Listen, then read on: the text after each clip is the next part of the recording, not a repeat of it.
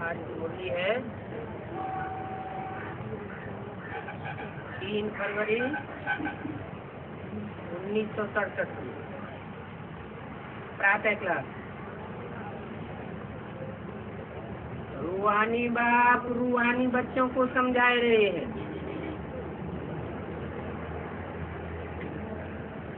और जो देवदान में बैठे हो उनको नहीं समझा रहे हैं।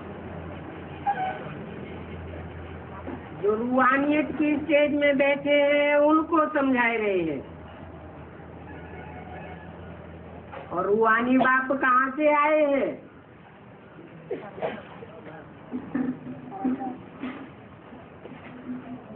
जिस्मानी दुनिया से नहीं आए हैं, रूहानी दुनिया से आए हैं, जिसका दूसरा नाम निर्वाण धाम है। वाणी से परे का धाम। वाणी वहाँ काम नहीं करती, अथवा उसको शांति धाम कहा जाता है।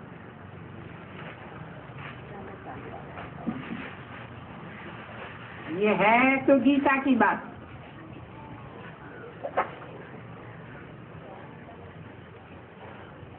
मनुष्यों की बताई हुई गीता में भी लिखा हुआ है।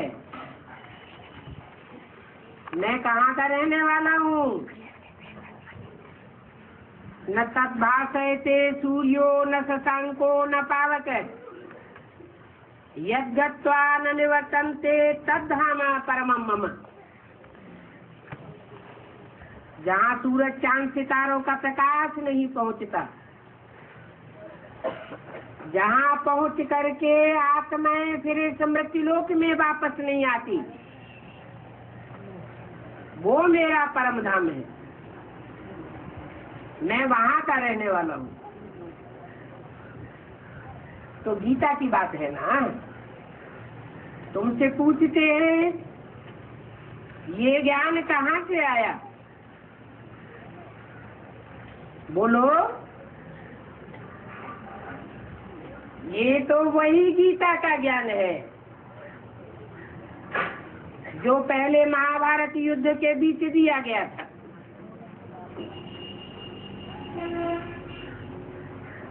सिर्फ गलती ये हुई है कि शास्त्रकारों ने उसे हिंसक युद्ध दिखाई दिया है, जबकि ये हिंसा की बात नहीं है। देह अभिमानियों और रूहानियत की स्टेज में रहने वाले ब्राह्मणों की बात है। शास्त्रों में ही 2 प्रकार के ब्राह्मण गाए हुए हैं। रावण कुंभकर्ण मेघनाथ जैसे ब्राह्मण और गुरु वशिष्ठ विश्वामित्र जैसे रूहानियत को धारण करने वाले श्रेष्ठ ब्राह्मण। तो अभी भी ये गीता का ज्ञान चल रहा है। हिंसक युद्ध की बात नहीं है।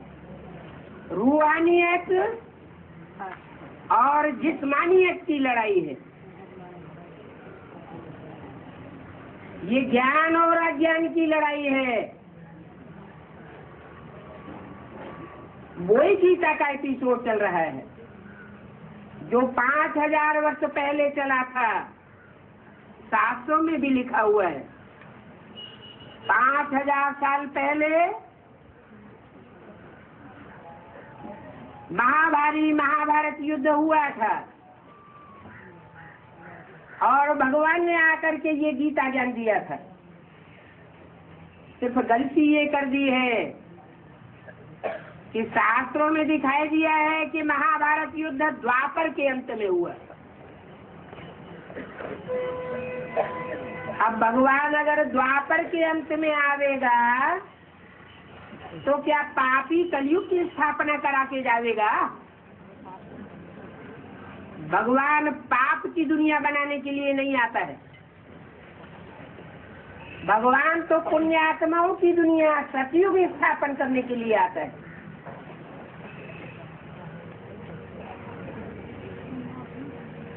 तो ये भूल सुधारनी है। पाप आत्माओं की दुनिया होती है कलयुग, कल है कलेश का युग, और पुण्यात्माओं की दुनिया होती है सत्य युग, सत्यखंड, शक्ति आत्माओं की दुनिया है। जो भगवान की पढ़ाई हुई रूहानियत की पढ़ाई को पूरा पूरा धारण करते हैं। तो अगर कोई पूछता है ये ज्ञान कहाँ से आया, तो बताओ ये 5000 वर्ष पहले का वही भगवान का दिया हुआ गीता ज्ञान है, और फिर भगवान आकर के वो गीता ज्ञान सुना रहा है। ये गीता का पाठ चल रहा है और भगवान बाप पढ़ाते हैं। कोई मनुष्य नहीं पढ़ाई पढ़ा रहा है। मनुष्य आत्मा जिनका मन चंचल होता है, मन दस में नहीं होता है, मन विकारी होता है। मनुष्य को विकारी कहा जाता है। विकारी मनुष्य गीता का ज्ञान नहीं सुना सकता। और 2500 वर्ष की हिस्ट्री में अगर मनुष्यों ने गीता का ज्ञान सुनाया भी है तो उससे दुनिया नीचे गिरी है। गीता का ज्ञान गीतापति भगवान ही सुना सकता है, और कोई मनुष्य मात्र नहीं सुना सकता। सुनाता है तो अपनी भी दुर्गति करता है और मनुष्य मात्र की भी दुर्गति करता है। हाँ, जब भगवान आते हैं और भगवान आकर के मुख से जो डायरेक्ट गीता का ज्ञान उच्चारण करते हैं, उस ज्ञान को जो ज्यों का त्यों सुनाते हैं, बिना मिक्स किए हुए सुनाते हैं, न अपनी मनमत मिक्स करते हैं और न मनुष्यों की मनमत मिक्स करते हैं। निस्वार्थ ज्ञान की सेवा करते हैं। वो आत्मा भगवान के प्यारे बच्चे माने जाते हैं। वो श्रीमत पर चलने वाले हैं, सदगति को पाने वाले हैं। भगवान वाच भी है। भगवान तो एक है ना, भगवान अनेक नहीं हो सकते। भगवान को ऊंच से ऊंच कहा जाता है, बापों का बाप कहा जाता है। दुनिया में 500 करोड़ की मनुष्य शक्ति के अलग अलग बाप है।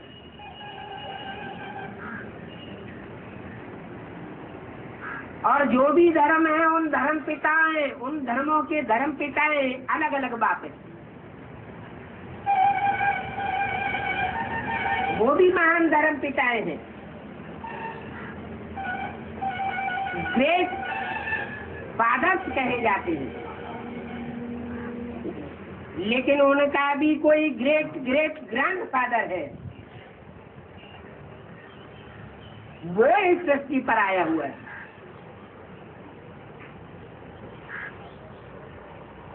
तो भगवान वाच है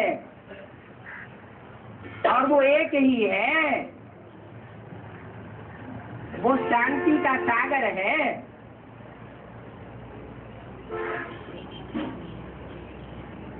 अशांति नहीं आती। जैसे सागर में अगर ऊंची ऊंची लहरें आती हैं तूफान के कारण, तो ऊपर ऊपर की लहरें होती हैं, अंदर से सागर शांत होता है। वो ऊंची ऊंची लहरें भी तूफान का मुकाबला करने के लिए होती हैं, बाकी ऐसे नहीं कि जो मायावी तूफान है उनसे ज्ञान सागर बाप घबरा जाता है। नहीं, वो तो है ही शांति धाम का वासी। हम भी शांति धाम के वासी हैं। हम शांति धाम से इस अशांत दुनिया में आते हैं और हमको संग का रंग लगता है। सब आत्माओं को संग का रंग लगता है। वो सुप्रीम सोल बाप ही है जो ऐसा शांति देश का वासी है जिसको संग का रंग नहीं लगता।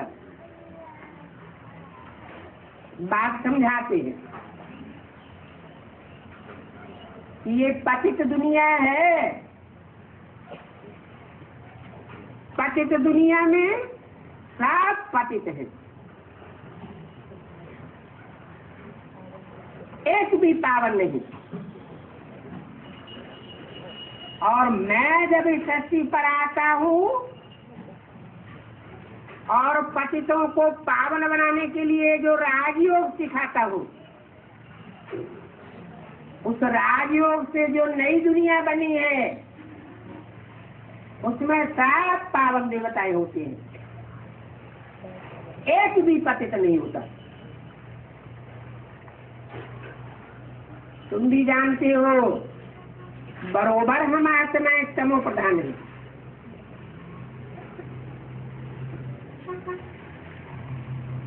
कौन जानते हो? तुम जानते हो, वो नहीं जानते, और कोई नहीं जानते, तुम जानते हो। माने तुम माने कौन? जो सन्मुख बैठे रूहानी बाप के बच्चे हैं, जिनके दिल के अंदर अभी भी जिस्मानी भाव आ रहा है, देवान आ रहा है, उनको नहीं कह रहे। तुम जानते हो बरोबर हम आत्मा तमो प्रधान है। जो अपन को तमो प्रधान मानेगा उसको क्या अहंकार आवेगा? जानते हो 84 का चक्कर खाकर सतो प्रधान से अब आकर हम तमो प्रधान बने। जानने वाले कौन है? तुम बच्चे। वो कितना जन्म लेने वाले हैं? पूरे 84 जन्म।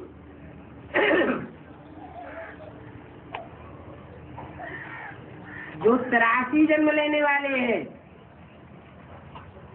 उनों की कुछ न कुछ कलाएं कम हो जाती है।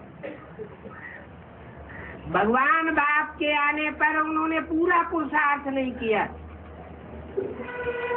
कीमत को पूरा फॉलो नहीं किया, तो आत्मा की कला घट जाती है। कुछ न कुछ देवान बना रहता है। उस देवान के कारण वो पूरे 84 जन्म लेने वाली शुद्ध रूहानियत वाली आत्मा नहीं बन पाती, और उन बच्चों को बाप नहीं पढ़ाते।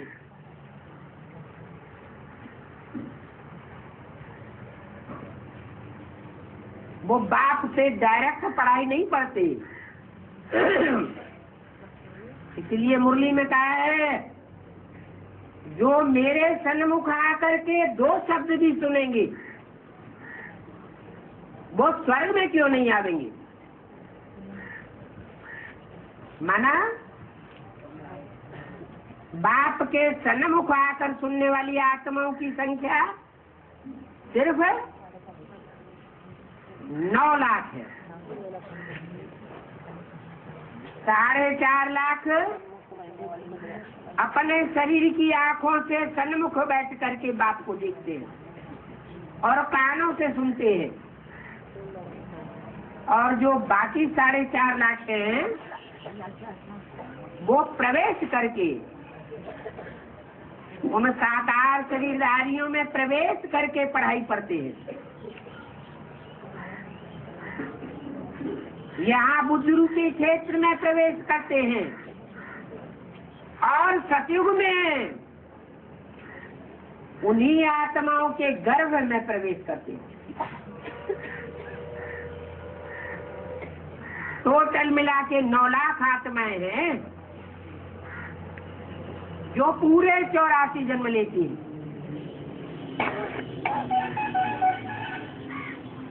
जो बाप के सन्मुख आकर के पढ़ाई पढ़ती है उनको कहा तुम बच्चे। बाकी जो अभी सन्मुख नहीं है बल माउंट आबू में बैठे हुए अव्यक्त बाप दादा के सामने बैठ करके पढ़ाई पढ़ते हैं, वो उन 84 जन्म लेने वालों की लिस्ट में नहीं आ सकते, क्योंकि वो सन्मुख आए हुए बाप को नहीं पहचानते।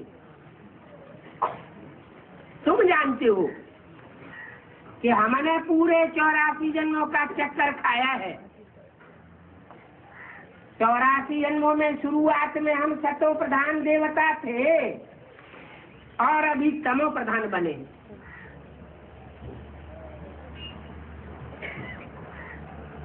तुमको अपनी सतो प्रधानता का अहंकार अभी नहीं आता है। ये पुरानी अथवा कलयुग की दुनिया है।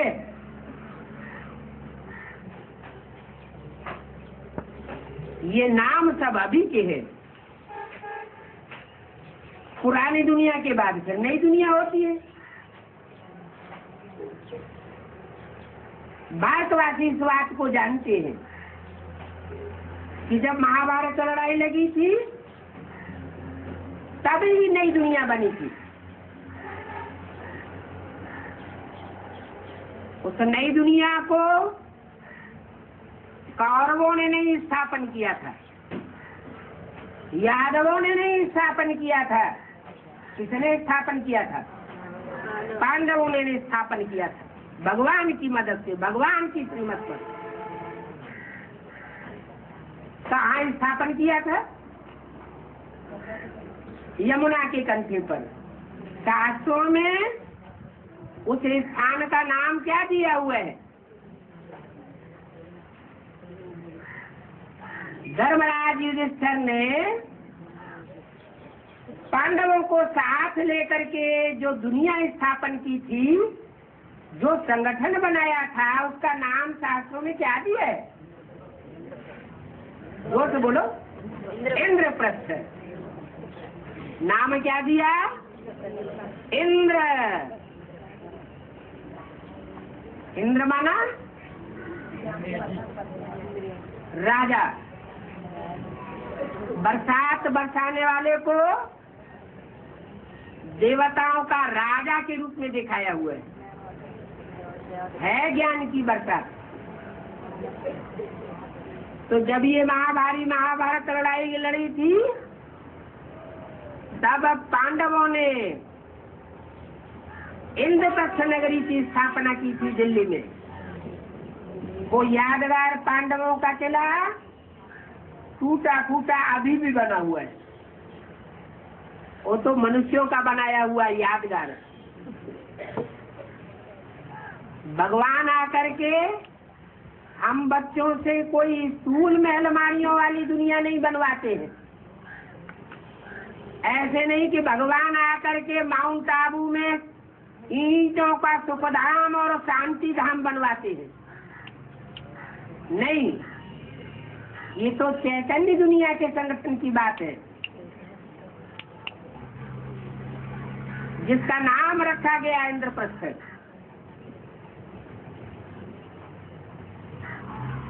जब ये दुनिया बनाई गई थी उस समय ये राजयोग सिखाया गया है। सिर्फ भूल ये हुई है कि कल्प की आयु को भूल गए है 5000 वर्ष पहले की बात, और उन्होंने हजारों लाखों वर्ष कल्प की आयु बता दी। और साथ साथ गीता के भगवान को भी भूल गए। द्वापर के आदि में जब मनुष्यों ने शास्त्र लिखे थे तो फिर भी शास्त्रों में कुछ सतो प्रधानता थी, इसलिए उस समय गीता में कृष्ण का नाम नहीं था, निराकारवादी रचना थी। बाद में जो देह अभिमानी सांढे हुए, उन्होंने कृष्ण उपासना के लोभ में कृष्ण का नाम डाल दिया,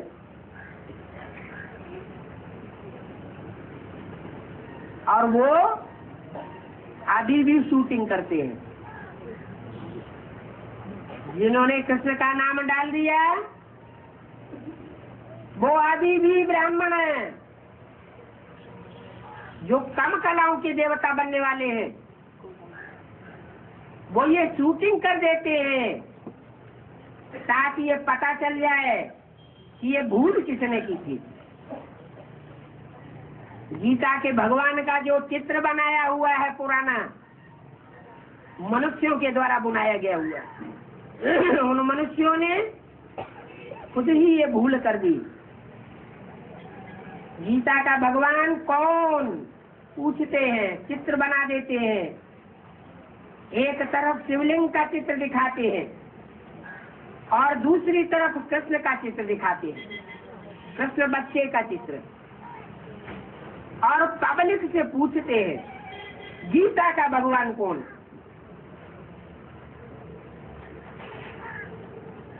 बच्चा कृष्ण या बाप शिव ज्योति बिंदु? अरे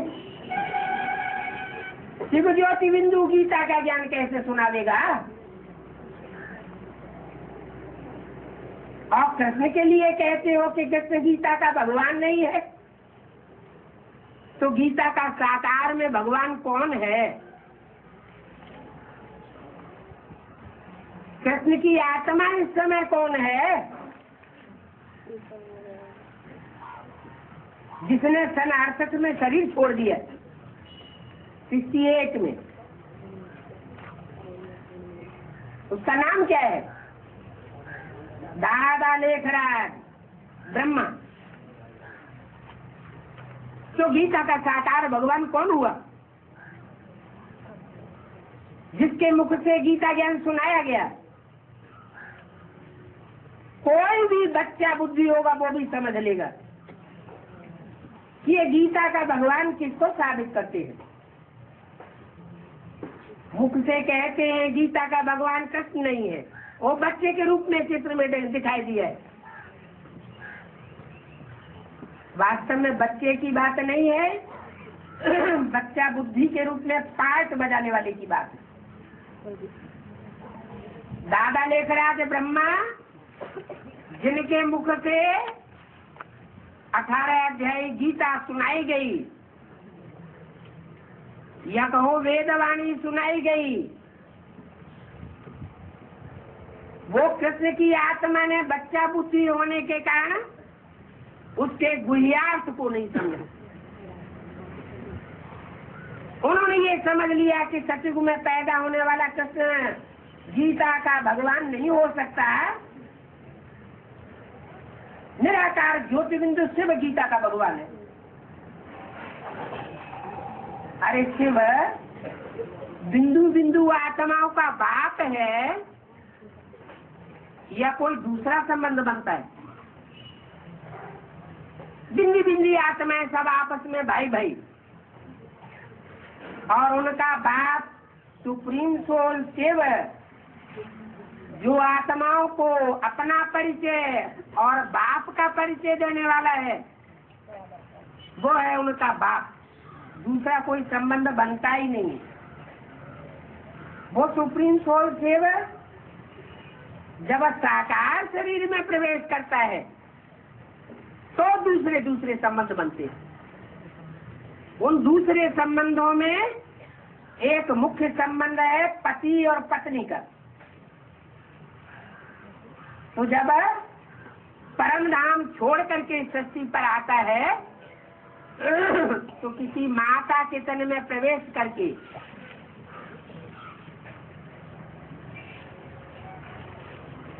वो दादा लेखराज के साक्षात्कारों की बात सुनाता है। उन साक्षात्कारों की बात को जो पहले पहले सुनता है और समझता है और दूसरों को समझाता है, वो है गीता ज्ञान दाता बाप। बाप कहो अथवा गीता पति कहो, क्योंकि जो भी उसने सुना साक्षात्कारों की बात को, सुनने के साथ ही साथ परमात्मा शिव सुप्रीम सोल ने प्रवेश किया और प्रवेश करके उन साक्षात्कारों की बात को समझा भी और समझाया भी। ज्ञान को समझना और समझाना ये है भक्ति मार्ग, और सिर्फ सुनना और सुनाना ये है भक्ति मार्ग। भक्ति मार्ग में होता है सिर्फ सुनना सुनाना, समझना समझाना नहीं होता। समझने समझाने को ही ज्ञान कहा जाता है, और जो समझेगा वो ही धारण कर सकेगा। जो पूरा समझेगा नहीं वो धारण भी नहीं कर सकता। तो गीता माता के द्वारा सिर्फ सुना गया और सुनाया गया। वो हुआ जैसे भक्ति मार्ग का फाउंडेशन डालने वाली भक्ति माता गीता माता। शास्त्रों में भी भक्ति का बड़ा गायन है।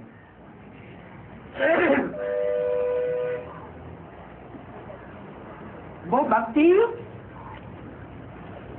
कहाँ से आती है? माया रावण से आती है। कोई साधारण हस्ती से नहीं आती है।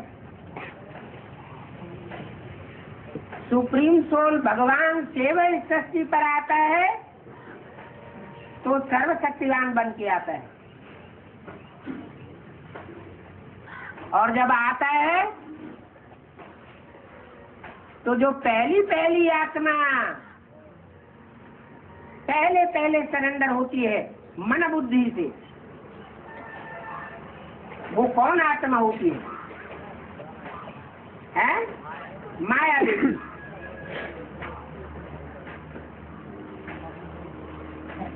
वो माया बेटी पहले सरेंडर होने के कारण बुद्धि से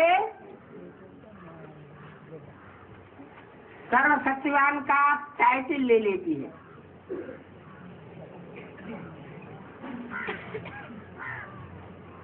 एक साकार शरीरधारी के रूप में सर्वशक्तिवान बाप, और फिर माया बेटी भी निकलती है। वो भी माया बेटी सर्वशक्तिवान बाप का टाइटल ले लेती है। बाप नहीं कहा जाता, उसको कहा जाता है माया बेटी या माया मौसी। बेटी इतनी पावरफुल बनती है कि वो माँ को भी अपने कब्जे में ले लेती है, अपनी रचना बना लेती है। इसलिए माया रावण से आती है भक्ति और राम बाप से आता है ज्ञान। ज्ञान है समझने समझाने की चीज, और भक्ति है सिर्फ सुनने और सुनाने की चीज। समझना कुछ भी नहीं होता। तो गीता कौन है? गीता माता कौन है? और गीता माता का गीतापति भगवान कौन है? ये भूल गए हैं। यज्ञ के आदि में भी वो गीता माता भी मौजूद थी और गीतापति भगवान भी मौजूद था। क्या गड़बड़ हुआ? गीता माता को माया बेटी ने अपने कब्जे में ले लिया।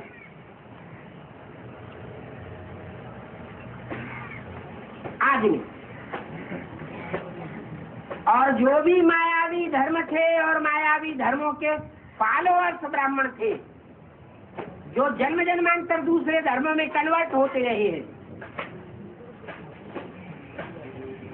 वो सब माया की चक्करी में आने वाले हैं। आदि में भी माया की चक्करी में आए और माया ने उन्हें गीता माता की गोद में डाल दिया।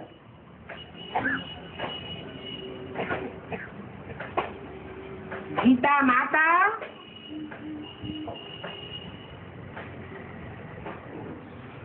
अगर माता है तो उसे अपने पति की भी पहचान होनी चाहिए। माया बेटी उस पहचान को, उस ज्ञान को भुला देती है। दुनिया में भी जब माया सवार होती है तो माताएं अपने पति का पक्ष नहीं लेती। किसका पक्ष लेती है? जो बच्चे बड़े बड़े कमाऊ हो जाते हैं, उन कमाऊ बच्चों की तरफदारी लेती है। बस यहीं से खेल बिगड़ जाता है।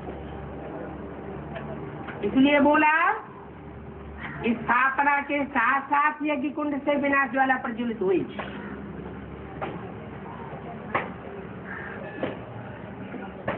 माता अपने पति को भूल गई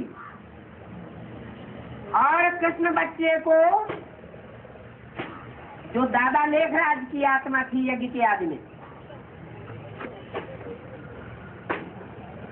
वो गीता का भगवान बनकर के बैठ गई। सन 47 से प्रत्यक्षता भी हो गई।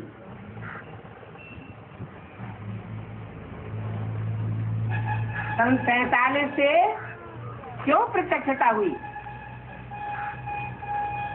कृष्ण बच्चे के द्वारा क्यों प्रत्यक्षता हुई भगवान की? क्योंकि जो सूर्यवंशी बाप था वो इस झगड़े टंटे से अलग हो गया और सूर्यवंशी बाप के साथ जो भी सूर्यवंशी बच्चे थे वो सब अलग हो गए। और दूसरे दूसरे धर्मों की जो आत्माएं थी, इस्लामी, बौद्धि, क्रिश्चियन आदि, जो जन्म जन्मांतर कन्वर्ट होने वाली भारत की पथ को गंवाने वाली आत्माएं थी,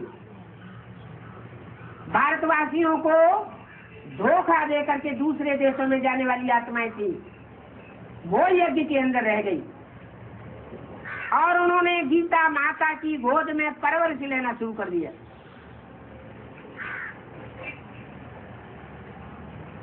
इसलिए मुरली में बोला है, ऐसी ऐसी बच्चियां थी जो मम्मा बाबा को भी दंड सिखाती थी। डायरेक्शन देती थी, टीचर बन करके बैठती थी। किसका? मम्मा बाबा, माना ओमराजे मम्मा और दादा लेखराज ब्रह्मा का भी टीचर बन करके बैठी। वहां से भूल शुरू हो गई। गीता का भगवान कौन हो गया? जो कृष्ण बच्चा है, क्योंकि बाप तो चला गया। जब बाप चला जाता है तो प्रॉपर्टी किसके हाथ में आती है? बड़े बच्चे के हाथ में आती है। 42 के आसपास बाप तो चला गया। माताओं ने थोड़े समय के लिए यज्ञ की संभाल की,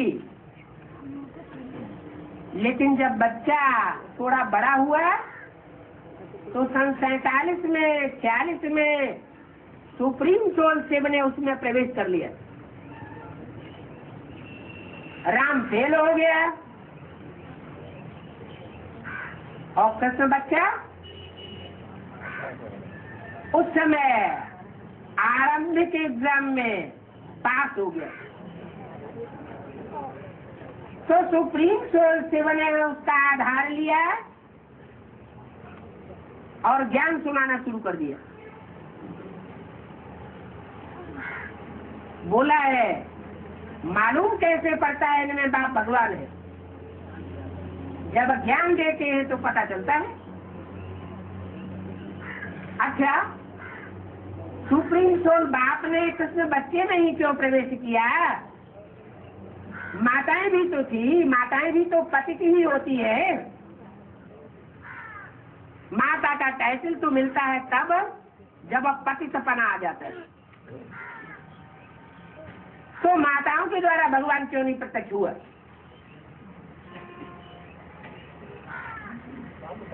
है? नहीं, वो माताएं भी यज्ञ के आदि में निमित्त थी गीता ज्ञान देने के। लेकिन जब बच्चे बड़े बड़े हो जाते हैं, कृष्ण बच्चे की बात अलग, और भी तो दूसरे धर्म के बच्चे थे।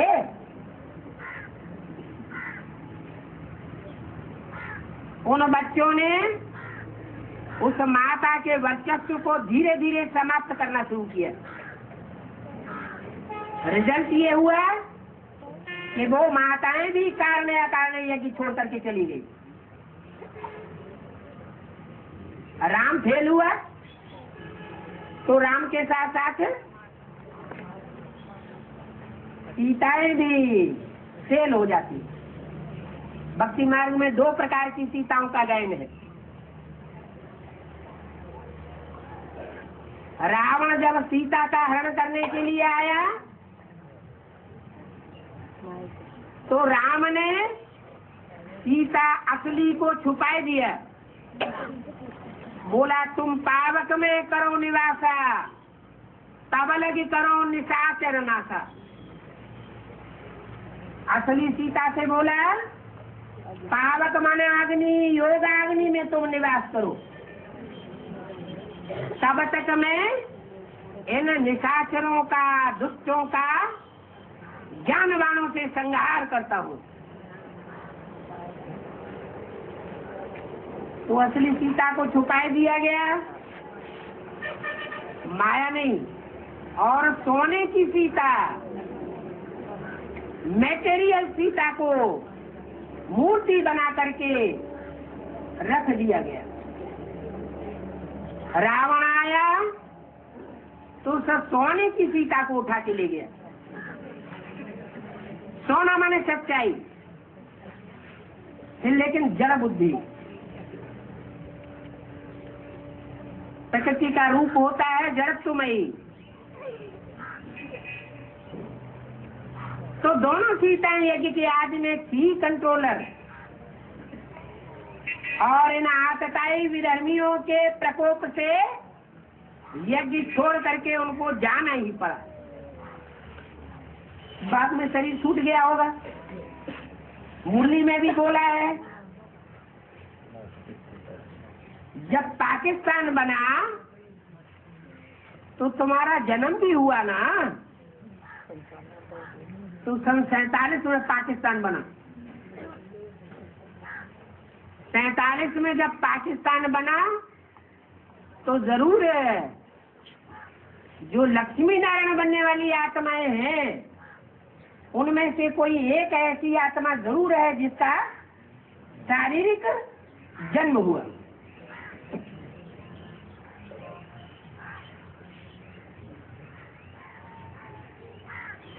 तो उनमें एक हो गई सीता और एक हो गई राधा। सीताएं अनेक हो सकती हैं, तुम सब सीताएं हो, लेकिन राधा एक ही होती है। राधा एक क्यों होती है? उसने कौन से विरुद्ध का पालन किया जो राधा एक हो गई और सीताएं अनेक हो गई? एक इसलिए होती है कि उसने विरुद्ध का पालन किया, एक शिव बाबा दूसरा न कोई। और जो भी आत्माएं हैं वो इस विरुद्ध से कुछ न कुछ पीछे हट जाती है परसेंटेज में, इसलिए उनका गायन नहीं होता। क्या? राधा के रूप में, सीताओं के रूप में गायन हो सकता है। तुम सब द्रौपदियां हो, पाशुपति बनाने वाली, वो हो सकता है, लेकिन राधा नाम नहीं हो सकता। तुम सब पार्वतियां हो, ये भी बोल दिया, तो पार्वती के लिए भी कथा आती है कि वो राम की परीक्षा लेने के लिए माता बन करके नहीं, ओ जन्म स्त्री रूप धारण करके, सुंदर स्त्री रूप धारण करके उनके सामने गई और राम ने उनको माता कहकर के पुकारा। बातें तो सभी यहाँ की हैं। तो यज्ञ के आदि में जो गीता माता थी, उस गीता माता का वास्तव में भगवान कौन था? सन 47 में जब परमात्मा शिव ने प्रवेश किया दादा लेखराज ब्रह्मा में, तो सब भूल गए कि गीता का भगवान कौन। क्या बैठ गया गीता का भगवान? कृष्ण वाली आत्मा बन गई। शूटिंग यहाँ होती है, यज्ञ के आदि में ही ये शूटिंग हो चुकी थी। अब कृष्ण को तो गॉड फादर नहीं कह सकते हैं। क्यों? कृष्ण को गॉड फादर इसलिए नहीं कहते हैं क्योंकि कृष्ण का गायन बच्चे के रूप में ज्यादा है, नौजवान के रूप में कृष्ण का गायन सिर्फ भूल से गीता का भगवान बना देने के कारण हुआ।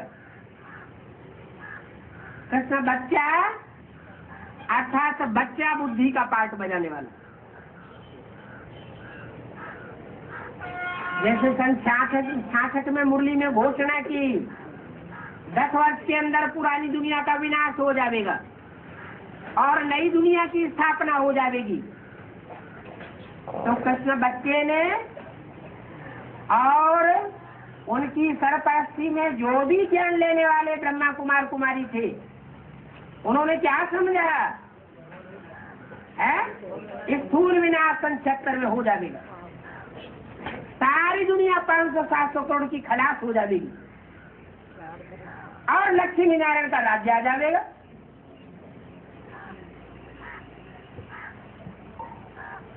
सत्तर 76 पूरा होते होते ये आस लगी रही कि एक दिन में भी दुनिया का विनाश हो सकता है, एक दिन के अंदर भी नई दुनिया की स्थापना हो सकती है। अरे कोई चमत्कार होना है क्या? भगवान कोई बाजीगर तो बन करके नहीं आता है। कि हथेली पर फूंक मारी और लड्डू पेड़ा बन गया। भगवान कोई भी प्रकृति के नियमों को नहीं तोड़ता। वो ज्ञान की बात कृष्ण बच्चा बुद्धि दादा लेखराज की बुद्धि में नहीं आई, और उनके जो भी फॉलोअर्स थे उनकी बुद्धि में भी ये बात नहीं बैठी। अब तक भी जो भी दादा लेखराज ब्रह्मा कहो, गुलजार दादी के अंदर आने वाली बाप दादा की सोल कहो, उनके स्वरूप में श्रद्धा रखने वाले जो भी ब्रह्मा मात्र हैं, उनमें से किसी की बुद्धि में नहीं बैठ रहा है कि गीता का भगवान कृष्ण दादा लेखराज नहीं हो सकता। फिर ये भी नहीं बताते कि गीता का साकार भगवान आखिर कौन है, वो तो बताओ। जैसे ज्ञान सुनाते हैं भगवान सर्वव्यापी नहीं है। अच्छा ठीक है, सर्वव्यापी नहीं है, फिर ये तो बताओ कि एक व्यापी कहाँ है। तो एक व्यापी भी नहीं बता पाते, तो इसको कहेंगे बच्चा बुद्धि की बुद्धि का कमाल। बाप आकर के सारी स्थिति क्लियर कर देते हैं हम बच्चों के सामने। ये कृष्ण गीता का भगवान नहीं है। गीता का भगवान तो वो ही हो सकता है जो बच्चा बाप समान स्टेज को धारण कर सकता है।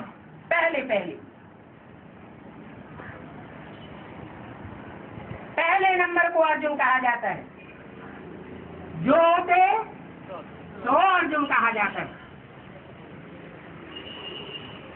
तो यज्ञ के आज में शरीर छोड़ने वाली वही ज्ञान सूर्य वाली आत्मा जिसको भगवान ने आकर के पहले ज्ञान दिया था, वही आत्मा दोबारा ब्रह्मा बाबा के शरीर छोड़ने के बाद यज्ञ में आती है। 6-8 वर्ष अंतराल का टाइम लगता है और दूसरी मूर्ति के रूप में प्रत्यक्ष हो जाती है। जिस मूर्ति के लिए ये गायन है, भक्ति मार्ग में ये मान्यता है कि शिव शंकर एक है। एक है नहीं, आत्माएं तो अलग अलग हैं, लेकिन एक ही शरीर के द्वारा दोनों आत्माएं कार्य करती हैं। देखने वालों को पता नहीं लग सकता ये कौन सी आत्मा कार्य कर रही है। माना शंकर की सोल याद की ऐसी स्टेज धारण करती है जैसे बाप निराकार सेवक, वैसे निशंकर की स्टेज धारण करने वाली शंकर की सोल बन जाती है। इसलिए भक्ति मार्ग में शिव शंकर को मिला के नहीं किया है। 35 करोड़ देवताओं में से किसी को भी शिव के साथ मिलाकर एक नहीं किया। ब्रह्मा को भी शिव के साथ मिलाकर एक नहीं किया। ब्रह्मा शिव नहीं कहा जाता, या शिव ब्रह्मा नहीं कहा जाता, और विष्णु को भी शिव के साथ मिलाकर एक नहीं किया। उनकी भी स्थिति नीचे है।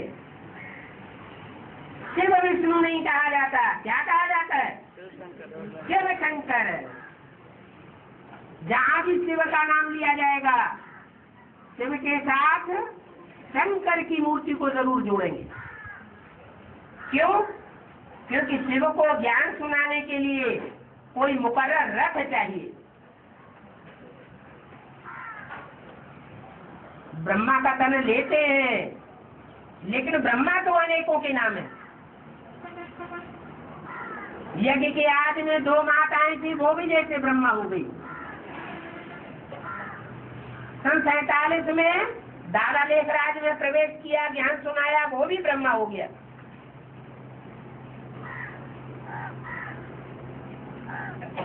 लेकिन ज्ञान का बीजारोपण किसके द्वारा हुआ? ज्ञान का बीज बोने वाले सभी ब्रह्मा तो नहीं हो सकते। वो ज्ञान का बीजारोपण करने वाला वो प्रजापिता ब्रह्मा कहा जाता है। वही प्रजापिता ब्रह्मा जिसने यज्ञ की आदि में ज्ञान का बीजारोपण किया, गीता माता में या दूसरी माता में, वही आत्मा संक्षेत्र में बाप के रूप में प्रत्यक्ष हो जाती है, जिसके लिए अव्यक्त वाणी में बोला है संक्षेत्र 76 को कहेंगे बाप का प्रत्यक्षता वर्ष। ऐसे नहीं कि संक्षेत्र से पहले बाप को प्रत्यक्ष करने की कभी सेवा नहीं हुई थी, या सन 77 के बाद बाप को प्रत्यक्ष करने की कभी सेवा नहीं हुई थी। सेवा तो हुई पहले भी और बाद में भी, लेकिन और कोई वर्षों में बाप का प्रत्यक्षता वर्ष नहीं मनाया गया। क्यों नहीं मनाया गया?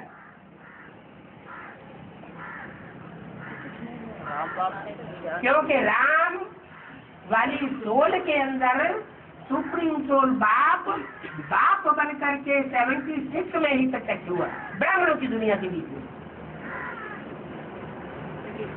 और जो विदेशी ब्राह्मण थे, उन विदेशी ब्राह्मणों ने ही बाप को पहचाना। विदेशी बाप को प्रत्यक्ष करते हैं तो बाप 76 में प्रत्यक्ष हुआ। कहाँ प्रत्यक्ष हुआ? जमुना के कंठे पर दिल्ली में प्रत्यक्ष हुआ। दिल्ली में ही राजधानी स्थापन होनी है, दिल्ली में ही कृष्ण का जन्म होना है। बाप आते ही हैं, कब्रिस्तान दिल्ली को खलास करके नई परेशान की दुनिया दिल्ली को बनाने के लिए। तो 76 में बाप प्रत्यक्ष हुआ और ब्राह्मणों की दुनिया के अंदर ही प्रत्यक्ष हुआ। ऐसे नहीं बाहर वाली दुनिया ने पहचाना। तो बोला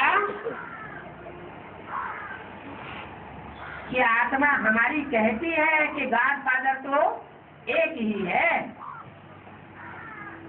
वो निराकार है। निराकार का मतलब लगा देते हैं बिंदु। अरे वो तो सभी आत्माएं ज्योति बिंदु है, सभी निराकार है। कीड़े, पशु, पक्षी सभी तो निराकार है, सभी की आत्मा निराकार है। फिर खास एक बिंदु को निराकार करने कहने का क्या मतलब हुआ? वो ज्योति बिंदु शिव निराकार, निराकारी धाम को छोड़ करके सृष्टि पर आता है तो भी निराकारी स्टेज में रहता है, उसको संग का रंग नहीं लगता। इस बात से साबित होता है कि वो निराकार।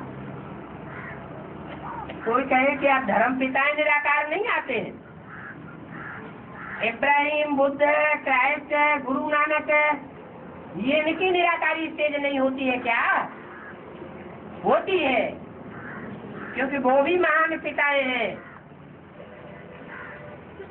अगर सुप्रीम सोल बाप सृष्टि पर आकर के ऊंच से ऊंच भगवान का पाठ बजाता है तो नंबरवार भी इस दुनिया में भगवान के रूप में प्रत्यक्ष होने वाले कोई धर्म पिताएं भी हैं, लेकिन वो सुप्रीम सोल जैसा भगवान का पाठ नहीं बजा सकते। एक जन्म जिसमें वो प्रवेश करते हैं, उस स्थिति में, उस जन्म में वो निराकारी स्टेज धारण करते हैं, वो भी थोड़े समय के लिए, और थोड़े समय में ही उनको उस देहधारी का संग का रंग लगता है और निराकारी स्टेज उनकी खलास हो जाती है।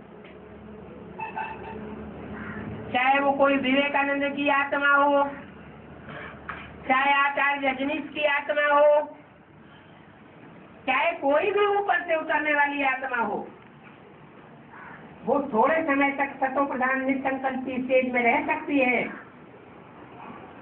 और जल्दी ही उसको संग का रंग लगता है और निराकारी से साकारी हो जाती है, देह अभिमानी बन जाती है।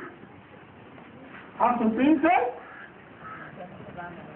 सुप्रीम सोल जब इस सृष्टि पर आकर के बाप के रूप में प्रत्यक्ष होता है तो आदि से लेकर के अंत तक जब जब भी बच्चों में पाठ बजाता है, क्योंकि एक तो मुकर्रर रथ है, बाकी 108 रुद्रमाला के मणके हैं,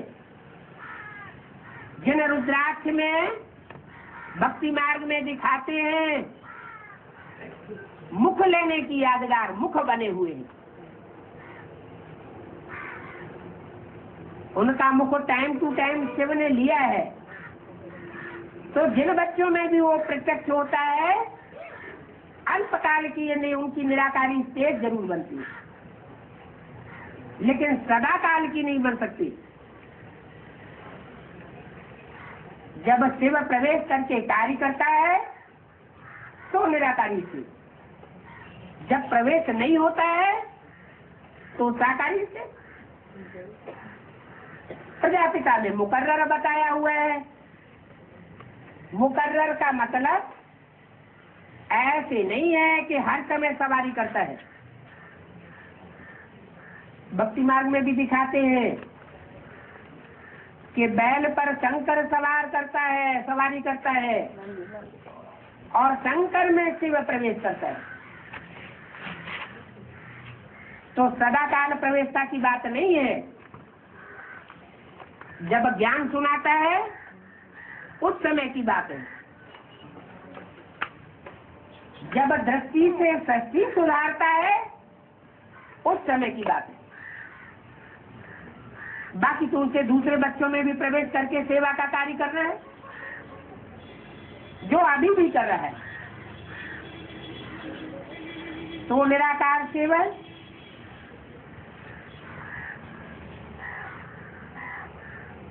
इस सृष्टि पर आकर के सदैव निराकारी पाठ बजाता है। कभी आकारी बजाए कभी साकारी बजाए, ये हो नहीं सकता। साकार में प्रवेश करने के बावजूद भी वो निसंकल्प की स्टेज में रहता है।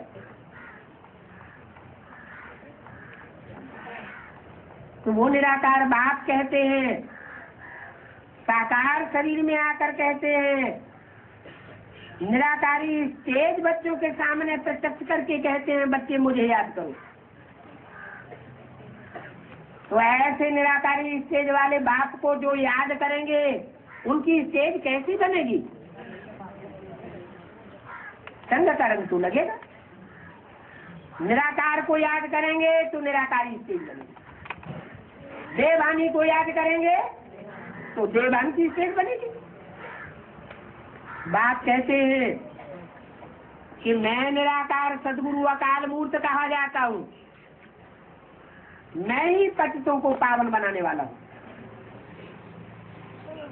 क्यों? पतितों को पावन बनाने वाला ऐसा चाहिए जिसको पतितों के संग के रंग में आने पर भी पतित पने का संकरंग न लगे। और मनुष्य मात्र को संग का रंग लगता है, बाप को संग का रंग नहीं लगता। तो मैं ही पतित पावन हूँ, पतितों को पावन बनाने वाला हूँ। और जो भी साकार मनुष्य सृष्टि में साकार शरीरधारी है, वो जब संग के रंग में आते हैं या एंटी सेक्स के संग के रंग में आते हैं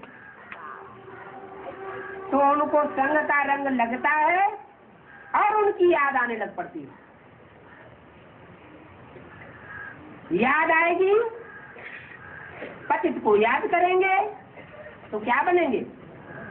पतित बनेंगे। मुझे बुलाते हैं ना, हे पतित पावन आओ, तो जरूर पतितों को पावन कभी बनाया है, इसलिए बुलाते हैं। कृष्ण तो देहधारी है,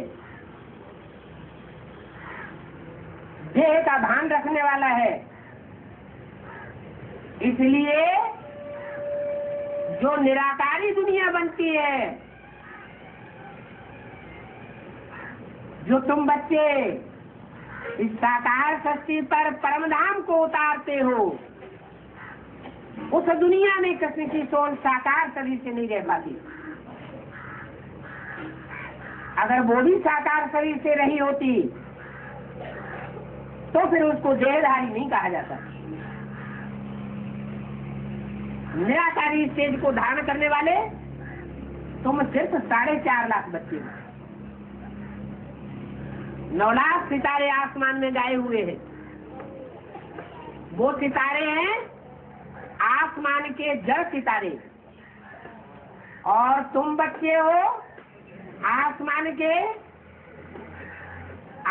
के माना ऊंची स्टेज में रहने वाले आसमानी साकारी सितारे।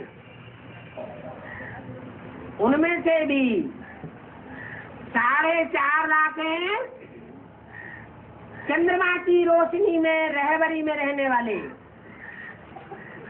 चंद्रवंशी सितारे। चंद्रमा की रोशनी में रहते हैं तो चंद्रमा के प्रभाव को कभी कभी खत्म भी कर लेते हैं, अपने प्रभाव को प्रत्यक्ष करते हैं।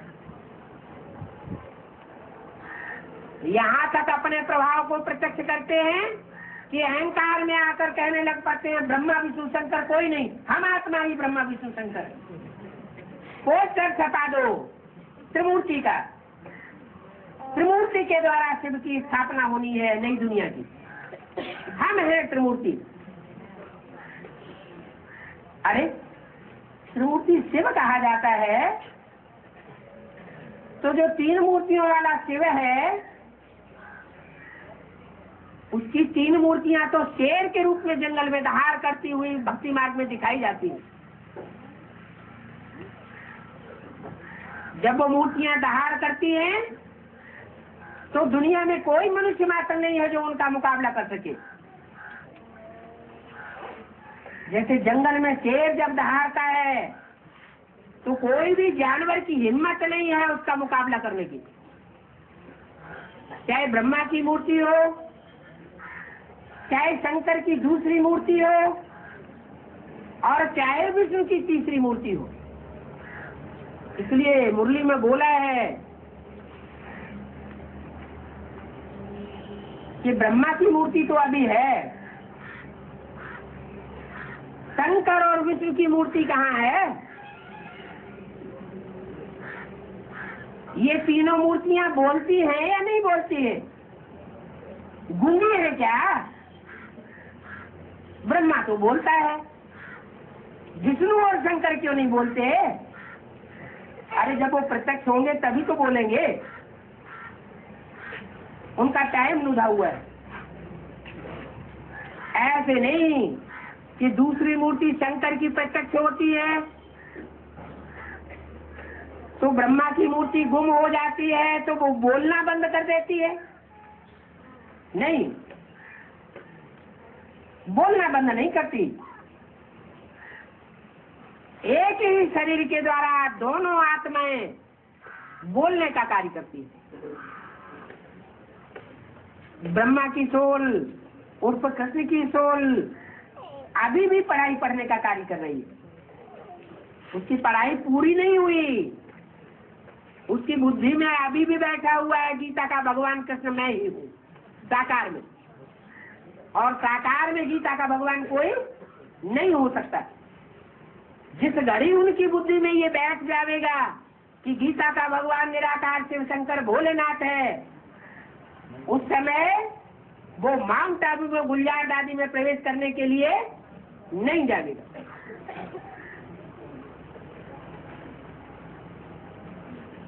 तो बाप शिव कहते हैं मुझे अपना कोई शरीर नहीं है, मैं हूं तो निराकार आत्माओं का बाप, मनुष्यों का बाप नहीं हूं। मनुष्यों का बाप कौन है? मनुष्यों का बाप है मनुष्य। कौन मनुष्य? जिसको शस्त्रूपी रंगमंच पर पहले पहले ज्ञान सुनाने का पाठ मिला, ईश्वरीय ज्ञान उस मनुष्य शक्ति के बाप के द्वारा मिलना शुरू होता है। तो ये पक्का कर देना चाहिए बार बार क्या कि हम आत्माएं इस निराकार बाप से वर्षा लेती और कोई से वर्षा नहीं लेती। ओम शांति।